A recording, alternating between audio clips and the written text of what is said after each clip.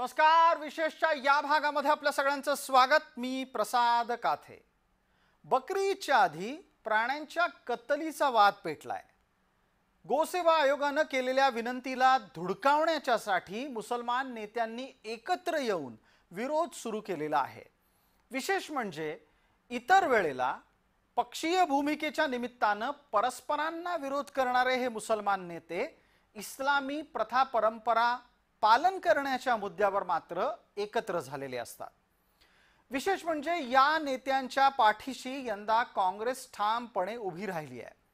बकऱ्याच्या कुर्बानीच्या आड गायीची कत्तल टाळण्यासाठी पशुधनाचे बाजार बंद करा इतकी छोटीशी सूचना केल्यानं हे नेते खवळले आहेत. या मुद्द्याला आता एका वेगळ्याच वळणावर ते घेऊन जात आहेत.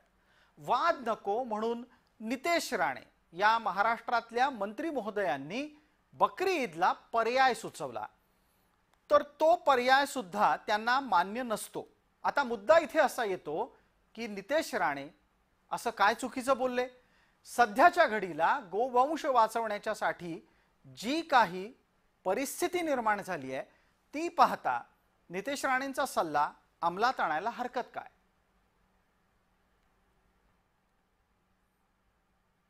कार्यक्रमाच्या सुरुवातीला आम्ही आपल्याला एक संतापजनक दृश्य दाखवणार आहोत. हे दृश्य मुंबईतलं आहे. मुंबईमधल्या ज्या लोकलमध्ये माणसाला प्रवास करायला जागा नसते अशा लोकलमधून तुम्हाला बकरे नेले जाताना दिसतात. आत्ताचं दृश्य जे आम्ही आपल्याला दाखवतोय ते कुर्ला रेल्वे स्थानकावरचं आहे. आता कुर्ला रेल्वे स्थानकावर हा बकरा मध्य रेल्वेच्या डब्यामध्ये चढवला जातोय आणि तो डबा सुद्धा मालवाहक डबा नाही. सर्वसामान्यपणे प्रवाशांचा दुसऱ्या दर्जाचा प्रवास करण्याचा हा डबा आहे. आता या डब्यामध्ये अचानक एक बकरा आला तर तिथे असलेल्या प्रवाशांच्यासाठी परिस्थिती किती आव्हानात्मक होईल हे तुम्ही लक्षात घेऊ शकता. पण ऐकायचंच नाही असं ठरवल्याच्या नंतर ही परिस्थिती ठिकठिकाणी अनुभवायला येते आणि खास करून मध्य रेल्वेच्या परिसरात हे प्रामुख्याने दिसतंय. आत्ताच्या घडीला तुमच्या समोर असलेलं दृश्य हे केवळ एका बकऱ्याचं आहे, पण अशाच पद्धतीनं हे बकरे कुर्ल्यासारख्या मुसलमान बहुल भागातून चढवले जातात आणि लोकलमधून त्यांची अवैधपणे वाहतूक मुंबईभर आणि आसपासच्या परिसरात होत असते.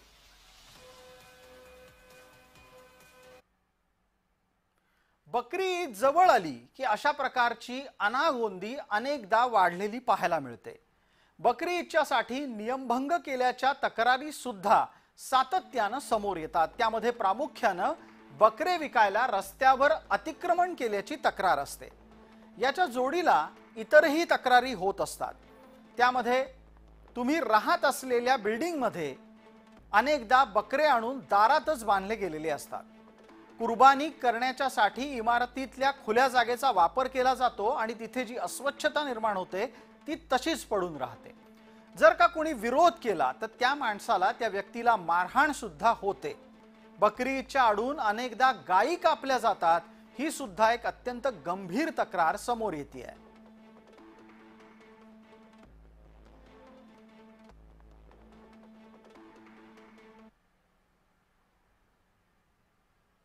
मुसलमान गाय कापतात ही वस्तुस्थिती आहे. मुसलमान हे अतिशय द्वेषपूर्ण कृती करतात आणि त्यांची इच्छा अशी आहे की या भारतातल्या देशी गायींची संख्या संपून जावी, कमीत कमी असावी. म्हणजे जसं लव जिहाद लँड जिहाद आहे तसा हा कत्तल जिहाद आहे. आणि मी तर स्वतः याच्यावर संशोधन करून IBच्या मदतीने एक गोष्ट शोधून काढलेली आहे की गायीच्या कत्तलीतून टेररिस्ट फंडिंग होतं. गायीची हाडं ही कसाई लोक इस्लामची संपत्ती मानतात. ही संपत्ती जी आहे ती फर्टिलायझर कंपनीला या हाडं विकतात आणि परस्पर टेररिस्ट लोकांसाठी हे फंड जमा होतात. हे मी सगळ्या तपशीलवार शोधून IBकडे रिपोर्ट दिलेले होते. या स्थितीमध्ये बकरी ईदच्या दिवशी होणारा नियमभंग लक्षात घेऊन महाराष्ट्रातल्या गोसेवा आयोगाने जूनच्या पहिल्या आठवड्यामध्ये पशुधनाचे बाजार बंद करावेत अशी सूचना फक्त केली होती. पण ही सूचना कानावर पडता क्षणी मुसलमान नेते एकवटले आणि आरडाओरडा सुरू झाला. ये क्रिस सुमैया है, कुछ और लोग हैं, नीतीश राणे हैं, इनके पास कोई काम नहीं है सिवाय इसके. बेचारे जो है ना सिर्फ 24 घंटे इसी काम में लगे रहते हैं कि हिंदू मुस्लिम करते रहो. हमने समझाया कुछ लोग माहौल खराब कर रहे हैं, जरा उनको रोकिए आप. और जिस तरह से पहले आपने कुर्बानी करवाई उससे होना चाहिए. सोसाइटीज के अंदर अगर एनओसी है तो म्यूनिसिपैलिटी को उनको परमिशन देना ही चाहिए. ये सारी बात हुई है. सीएम साहब क्या बोले? माने बिल्कुल बिल्कुल उन्होंने माना. मुख्यमंत्री के पास आपने कंप्लेंट की है? जी हाँ बिल्कुल मैंने किया. मैंने यहाँ कहा अभी किसी आदमी की 4 बजे एक प्रेस कॉन्फ्रेंस हो रही है जिसमें सिर्फ वो मुस्लिम हिंदू के बारे में बोलने वाला है. जरा उसका मुंह बंद कीजिए आप. नीतीश राणे जी जो बार बार नफरती बयान देते हैं, ये महाराष्ट्र के विकास के लिए बिल्कुल ठीक बात नहीं है. और नीतीश राणे जो है वो महाराष्ट्र को बर्बाद करने का काम कर रहे. वो पता नहीं उनको क्या है मुसलमानों से, मुझे समझ में नहीं आता. क्योंकि देश के जो प्रधानमंत्री है वो आज इस हिंदुस्तान में सूफी कॉरिडोर बनाना चाहते हैं. और नीतीश राणे ये सबको, जो प्रधानमंत्री है, जो महाराष्ट्र के मुख्यमंत्री है, उनकी छवि खराब करना चाहते हैं. असं असलं तरी पण आत्ताच्या घडीला महाराष्ट्रामध्ये भारतीय गोवंश वाचवणाऱ्यांच्या बाबतीत अत्यंत कठोर कारवाई होत असताना अशा कारवायांच्या विरोधातली भूमिका स्पष्टपणे समोर येते. गायीच्या वशिंडामध्ये सूर्यकेतू ग्रंथी आहे आणि सूर्याची संपूर्ण ऊर्जा गाय खेचून घेते. शिवपुराणात म्हणलेले गोमये वसते लक्ष्मी गोमूत्रेची धन्वंतरी. जुनागड युनिव्हर्सिटीने रिसर्च केला आणि गोमूत्रामध्ये सोनं आहे हे शोधून काढलं. लिक्विड गोल्ड असं सायंटिफिक नेम त्यांनी गोमूत्राला दिलं. गोमूत्र हे पूर्णपणे औषधी आहे. गोमूत्र every day keep cancer away असं म्हणलेलं आहे. गायीचं वर्णन करताना temple and hospital 2 in 1 that is Indian cow असंही सांगतात. आमच्या देशामध्ये जी शेती आहे त्या शेतीसाठी गाईचं शेण हे खत म्हणून आवश्यक आहे. रासायनिक खत वापरलं तर रोग वाढतात, कॅन्सर वाढतो, डायबिटीस वाढतो. जर्सी गाईचं दूध पिलं तर रोगराई निर्माण होते. देशी गाईचं दूध आवश्यक आहे. तिला अमृताची उपमा दिलेली आहे. आरोग्यासाठी, शेतीसाठी आणि आमच्या संस्कृतीसाठी गाय फार महत्वाची आहे. मुद्दा बकरी ईदच्या आडून होणाऱ्या गोहत्येचा असताना या मुद्द्याला सरळ सरळ बगल देण्याचा प्रयत्न होताना दिसतोय. अशा वेळी मंत्री नितेश राणे यांनी या नेत्यांना चपराक लगावली आहे, जे आत्ताच्या घडीला नितेश राणेंच्या विरोधात एकवटले आहेत.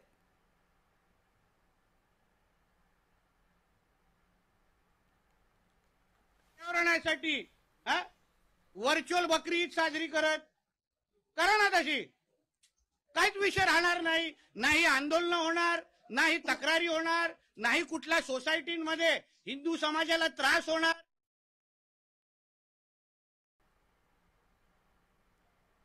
जसं आम्हाला जे काही हिंदू सणांच्या अगोदर सल्ले देणारे जे लोक आहेत ना, थोडा बकरी ईद ही पर्यावरणपूरक करा असे पण जरा सल्ले थोडा मुल्ला मौलींना द्या, जेणेकरून थोडा पर्यावरणामध्ये आणि पशुवर म्हणजे प्रेम करणाऱ्या लोकांना पण थोडं समाधान वाटेल.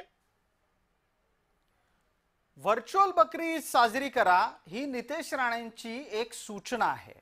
हा सल्ला जर समजा खरंच अंमलात आला तर काय होऊ शकतं, काय फायदा होऊ शकतो त्याची एक कल्पना करूया. सगळ्यात आधी तर अनेक मुक्या जनावरांचा जीव वाचेल, त्यांचा नाहक बळी जाणार नाही.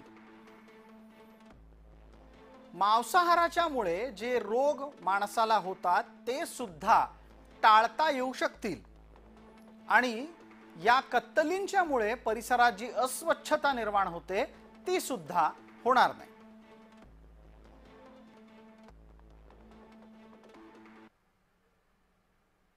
वास्तविक पाहता ज्या लोकांना सकाळी उठताना मुसलमान, झोपताना मुसलमान, चालताना मुसलमान, या हिंदू आणि मुसलमान पेक्षा ज्यांना काही विषय समजत नाही अशा लोकच अशा पद्धतीने ते विरोध करू शकतात. वास्तविक पाहता महाराष्ट्रातील मुसलमान समाजाने, मुस्लिम धर्मगुरूंनी सर्व समाजाला त्यांनी अपील केलेली आहे की येणाऱ्या बकरी निमित्ताने मुसलमानाने कोणत्याही गाय किंवा गाय वंशाची कुर्बानी करू नये. सध्याच्या दिवसांमध्ये भारताच्या समोर स्वतःच्या गायींना वाचवण्याचं भलं मोठं आव्हान आहे. एकेकाळी सर्वाधिक गायी असलेला आपला भारत आता या स्पर्धेत मागे गेलाय, पिछाडीला गेलाय.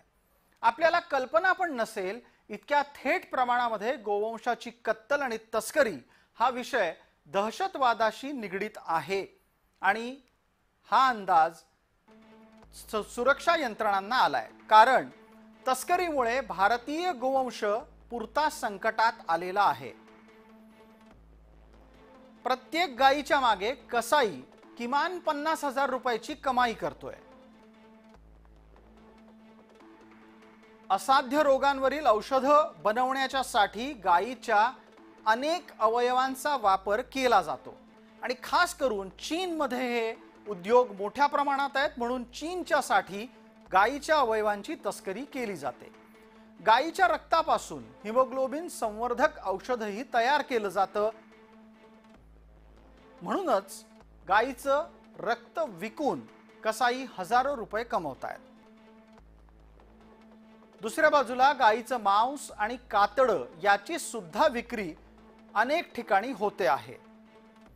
कसायाला गायीचं मांस आणि कातडं विकून भरपूर कमाई होतीये. यानंतर गायीच्या हाडांचा सुद्धा मोठ्या प्रमाणात वापर केला जातोय, कारण ती हाडं खताच्या कारखान्यामध्ये पाठवली जात आहेत.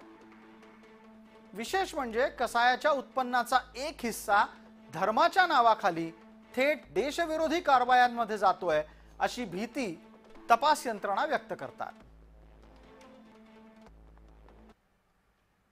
गो तस्करीमुळे आमच्या शेतीचं नुकसान आहे. गो तस्करीमुळं आमच्या आरोग्याचं नुकसान आहे. गो तस्करीमुळं आमच्या संस्कृतीची हानी होणार आहे. मी तुमच्या जय महाराष्ट्राच्या अतिशय मौल्यवान व्यासपीठावरून अशी विनंती करीन पंतप्रधानांना की तुम्ही आमच्या भारतीय जवानांना देशी गाईचं दूध प्यायला मिळेल अशी व्यवस्था करा.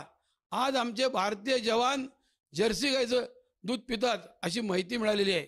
ही माहिती जर खोटी असेल तर आनंदाची गोष्ट आहे, पण जर जर्सी गाईचं दूध आमचे जवान पित असतील तर ती गोष्ट बरोबर नाही आहे.